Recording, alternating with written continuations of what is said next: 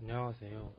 저는 서울과학기술대학교 데이터 사이언스학과 데이터 마이닝 연구실 소속 박사과정 이도현이라고 합니다. 오늘 발표는 불균형 데이터 문제를 해결하기 위한 대표적인 방법 중 하나인 스모트 주제로 진행됩니다. 본 발표에서는 먼저 불균형 데이터 문제와 스모트 그리고 스모트 베리언트들에 대해서 설명하고요. 이후에는 불균형 데이터를 위한 스모트 관련 최신 연구들에 대해서 말씀드리게 됩니다. 이후에 결론으로 마무리를 짓습니다. 불균형 데이터셋은 분류 문제에서 특정 클래스의 샘플 크기가 다른 클래스에 비해 지나치게 적은 경우를 의미합니다. 일반적으로 샘플 크기가 작은 경우를 소수범주, 많은 경우를 다수범주라고 부르고요. 불균형 데이터셋을 활용해 모델을 학습하면 다수범주에 편향되기 쉽다는 문제가 있습니다. 여기서 다수범주에 편향된다는 것의 의미는 데이터셋의 변수 분포 또는 알고리즘의 특성에 무관하게 다수범주로 예측하게 됨을 의미합니다. 이렇게 되는 이유는 모델이 학습을 할 때 학습 데이터 정보를 가지고 학습 방향이 옳은지를 판단하게 되는데 불균형 데이터셋에서는 어떤 학습이 돼도 다수범주로 예측하기만 하면 학습 방향이 올바르게 된 것처럼 보이기 때문입니다. 대표적인 예시로는 정확도가 되겠고요. 대체로 정확도는 범주 구분 없이 산출되죠. 샘플이 100개가 있고 99개가 다수범주라면 1개밖에 없는 소수범주 샘플을 잘 맞추는 대신에 그냥 다수범주로 예측하면 되는 겁니다. 하지만 정작 우리가 정확히 분류해야 할 범주는 대체로 소수범주입니다. 그러니까 다수범주에 편향되어 학습되기 쉬운 상황에서 다수범주는 물론이거니와 소수범주를 잘 맞추는 모델을 생성해야 합니다. 이를 해결하기 위한 접근 방법으로는 크게 두 가지가 있습니다. 첫 번째는 알고리즘 레벨이 있고요. 이는 주로 모델이 학습을 하는 과정에서 소수범주 샘플을 오분류하는 것에 큰 비용을 부과해 모델이 이를 정분류하게끔 학습하도록 유도하는 것을 의미합니다. 일반적으로 모델은 학습 과정에서 비용 함수 값을 최소로 하는 방향으로 학습이 되는데요. 소수범주 샘플에 높은 비용이 할당되어 있다면 모델이 학습될 때 소수범주 샘플을 함부로 무시할 수는 없겠죠. 두 번째는 샘플 레벨이 있습니다. 이는 다수범주의 크기를 줄이거나 소수범주의 크기를 늘림으로써 범주 간 샘플 크기의 불균형을 임의로 해소하는 것을 의미하게 되는데요. 이렇게 되면 단순히 샘플 크기에서의 불균형이 심해서 다수범주만으로 예측을 했을 때 비용함수 값이 최소가 되는 일은 줄어들게 될 겁니다. 이제 스모트에 대해서 설명드리겠습니다. 이는 2002년도에 제안되었고 선형보관법을 활용해 데이터를 생성하는 기법입니다. 해당 기법은 소수범주 데이터셋을 임의로 생성해서 소수범주의 레프레젠테이션이 확장되어 분류 모델이 이들을 정확히 맞추도록 하는 것을 기대합니다.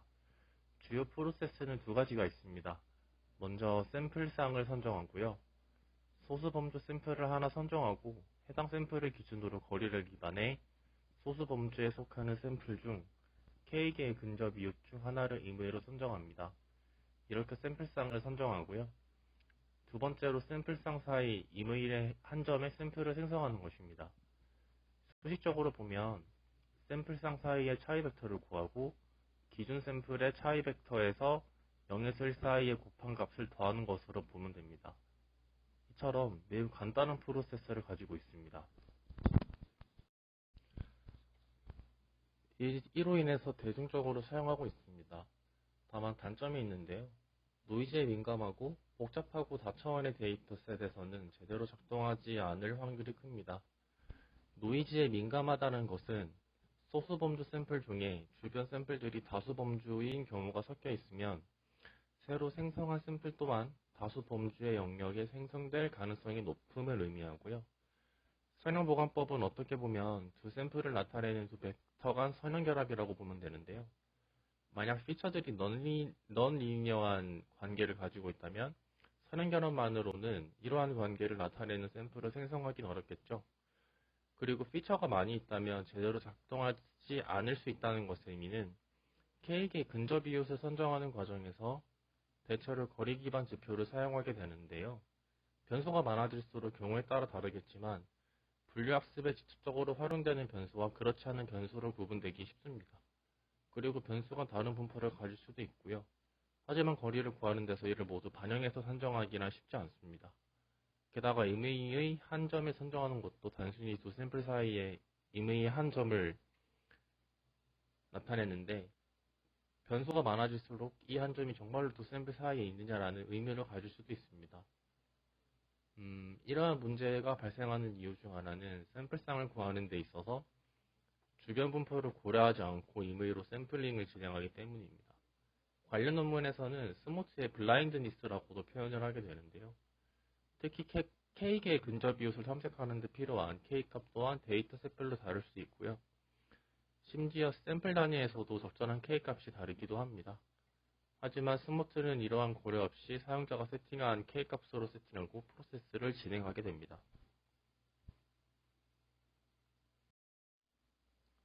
이러한 문제점을 개선하기 위해서 정말 다양한 연구들이 진행되었는데요. ADASYA나 세이프LL 스모트 같은 기본적인 베리언츠들에 대한 내용을 생략하고요. 최신에 나온 기법들을 위주로 설명할까 합니다. 알고리즘이 워낙 쉬운 만큼 해당 연구들은 조금만 찾아보면 바로 이해를 해볼 수 있기 때문입니다. 그래서 일단 두 가지 접근법으로 크게 나눌 수 있는데요. 접근법 1의 경우에는 스모트를 적용해서 소수범주 샘플을 생성해도 되는 영역을 정의하고 해당 영역에 설정하게끔 유도하는 것입니다. 즉, 다수범주의 영역 중간에 소수범주 샘플을 생성하지 않도록 이들이 생성될 영역을 제한하는 것이죠. 접근법 2의 경우에는 소수범주 샘플을 특성에 따라 정의하고 특정한 구분에 속하는 샘플만을 기준 샘플로서 선정하고 스모트로 소수범주 샘플을 생성하는 것입니다. 이때 소수범주는 노이즈, 인포머티브, 세이프 등으로 구분할 수 있고요. 대체로 인포머티브한 소수범주 샘플만을 가지고 오버샘플링을 진행하게 됩니다. 접근 1은 크게 두 가지로 구분이 됩니다. 첫 번째는 클러스터링 기법을 활용하는 것인데요. 즉, 전체 데이터셋을 여러 클러스터로 나누고 클러스터 단위로 분석을 진행해 스모트를 적용하는 방식입니다. 범주 단위로 클러스터링을 하게 되는 경우가 많은데 이렇게 되면 지역적인 특성까지 반영해서 가상 데이터를 생성할 수 있습니다. 두 번째로는 다수범주가 포함되지 않는 영역을 탐색하는 것인데요. 영역을 탐색할 수 있는 수단을 수학적으로 증명한 논문들이 많습니다. 그 다음으로 접근 2인데요. 이들은 크게 스모트 적용 이전과 이후 전 처리로 나뉩니다. 전자의 경우 소수범주를 크게 노이즈와 인포머티브 샘플로 구분하고요. 노이즈의 경우에는 스모트와 분류 모델 학습에서 제외시키게 되고 인포머티브 샘플을 위주로 스모트를 적용하게 됩니다. 후자의 경우에는 스모트를 활용해 소수범주 샘플을 생성하고 난 후에 이들을 어떤 기준을 가지고 그대로 살려둘지 제거할지 판별하는 기법입니다. 이처럼 이제 후처리를 하고 지운 만큼 다시 스모트를 통해서 소수범주 샘플을 다시 생성하는 것이죠. 다음으로는 각 접근법들의 세부 구분들을 예시 논문들에서 살펴볼 건데요. 주요 컨트리뷰션을 기준으로 선정했습니다. 해당 논문은 먼저 K-means 클러스터링을 통해서 데이터셋을 여러 클러스터로 나누고요. 클러스터별로 오버샘플링을 적용합니다. 근데 이 과정을 R번 반복합니다. 이렇게 되면 불균형이 해소된 데이터셋이 R개가 존재하게 되는데요. 각 데이터셋에서 20%씩을 추출해서 최종 데이터셋을 구성하게 됩니다. 제 생각에는 다수범주 샘플 전체와 소수범주 데이터셋을 대상으로 추출된 데이터셋을 결합해서 최종 데이터셋을 구성하는 것으로 보입니다. 해당 연구도 K-means 클러스터링을 통해서 클러스터를 나눈 후에 각 클러스터별로 오버샘플링 기법을 적용하는 방식인데요. 위 그림에서도 보시다시피 소수범주의 영역을 클러스터로 나타낸 후에 해당 영역 내에서 오버샘플링을 진행하는 것을 알 수 있습니다. 해당 접근법은 다수범주가 포함되지 않는 영역을 탐색하는 것인데요. 해당 영역은 레디어스를 통해 정의됩니다. 그러니까 레디어스는 가장 가까운 다수범주 샘플과의 거리를 뜻하고요. 레디어스를 레디어스로 정의된 이제 원의 영역에서는 이제 소수범주 샘플이 생성이 되더라도 다수범주 샘플과는 이제 거리가 멀겠죠. 그래서 이런 방식을 통해서 이제 소수범주가 다수범주의 영역에서는 그러니까 새로 생성되지 않도록 하게 됩니다. 해당 연구 또한 이제 레디어스를 기반하고요. 이제 이전 연구랑 똑같이 가장 가까운 다수범주 샘플과의 거리가 레디어스가 됩니다. 여기에서는 아예 원을 하이퍼스피어라고 부르고요. 이후에는 데이터 컴플렉서티를 활용해서 각 하이퍼스피어에 새로운 데이터셋을 얼마나 생성할 건지를 산출하고 이제 오버샘플링 기법을 적용하게 됩니다. 해당 알고리즘은 이제 컨벡스를 활용해서 다수범주가 없는 영역을 정의하는데요. 보이시는 그림처럼 소수범주의 컨벡스 홀셋을 구성합니다. 먼저 이는 3개의 소수범주 샘플을 꼭지점으로 하는 삼각형을 구성하는 것을 의미하는데요. 이제 해당 삼각형이 포함하는 영역에서 다수범주 샘플이 포함되어 있지 않고 이를 구성하는 샘플들이 다수범주 영역 근처에 분포해 있을 때 해당 영역에서 소수범주 샘플을 생성하게 됩니다. 위 그림에서 보시면 좀 수월하게 아실 수가 있는데 그 알고리즘 2에서 보시면은 이제 C와 D 단계에서 이제 컨벡스 홀셋 중에서 이제 어떠한 영역에서 샘플을 생성할지를 좀 정의하는 부분이 나옵니다. 그래서 이제 C 그림에서 보시면 여기 상하색의 샘플은 지금 다수범주의 영역에 위치하고 있기 때문에 이제 해당 샘플은 이제 컨벡스 홀셋으로 포함하지 않고 그 다음에 핑크색 원이 있죠. 이거는 소수범주들 가지고 영역을 정의할 수 있긴 하지만 여기에서 소수범주 샘플을 새로 생성하게 된다고 하더라도 소수범주의 그 레프레젠테이션을 확장하는 데는 무리가 있어요. 그래서 해당 영역에는 따로 데이터셋을 생성하지 않고요. 이러한 과정을 통해서 최종적으로 샘플을 생성할 영역을 정의하게 됩니다. 해당 알고리즘은 오버샘플링 기법을 적용하기 전에 보더라인 샘플과 노이즈를 정의합니다. 노이즈는 제거하고 이제 보더라인 샘플을 이제 인포머티브하다고 정의해서 오버샘플링 기법을 적용합니다. 네, 이제 해당 기법은 이제 올해 나온 논문이고요. 이제 SVM을 활용해서 먼저 데이터셋을 대상으로 학습을 시키고 서포트 벡터에 해당하는 소수범주 샘플들을 선별합니다. 이후에 커널 스페이스로 K개의 근접 이웃을 찾고 그 안에서 다수범주의 비중에 따라 정방향 또는 역방향으로 소수범주 데이터를 생성하게 됩니다.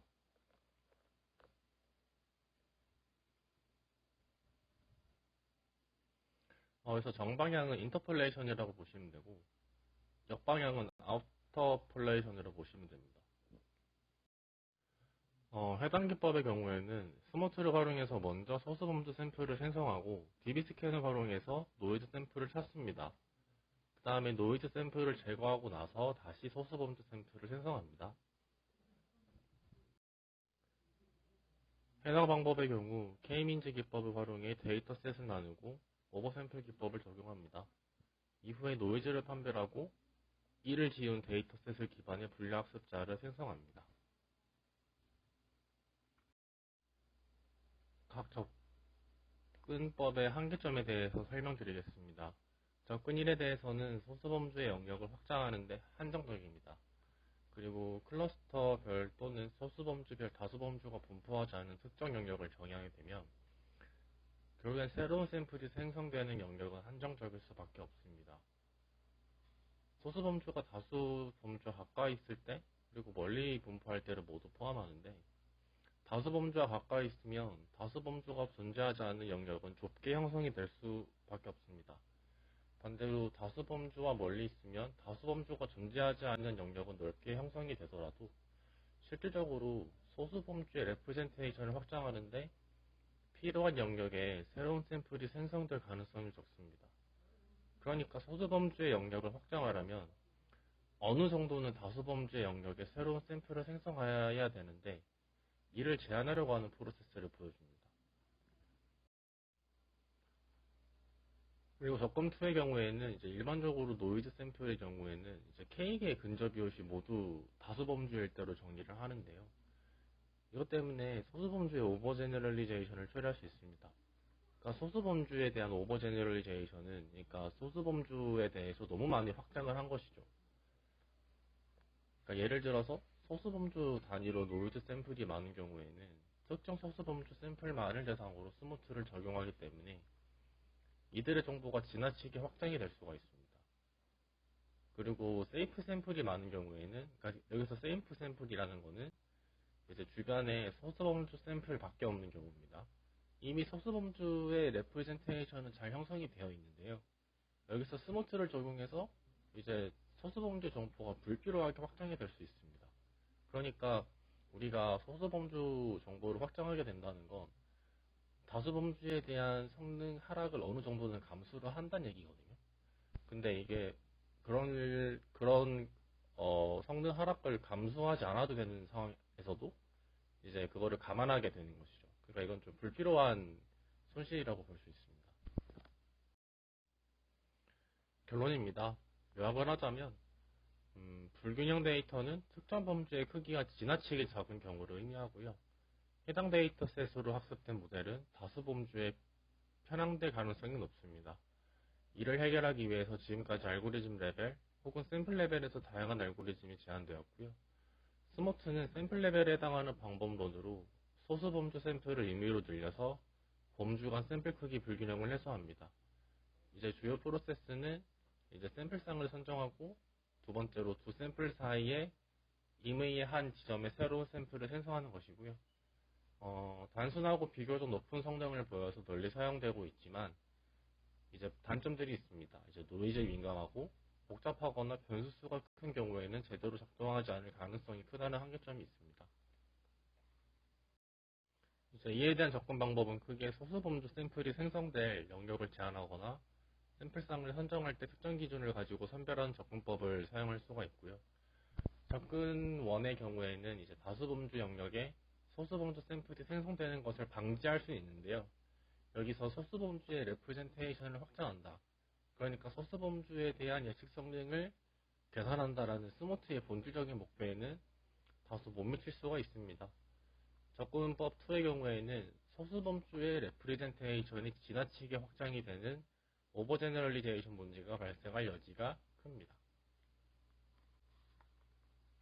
이제 이렇게 해서 이제 이런 접근법들에 대해서는 이제 다양한 단점들이 존재를 하게 되고요.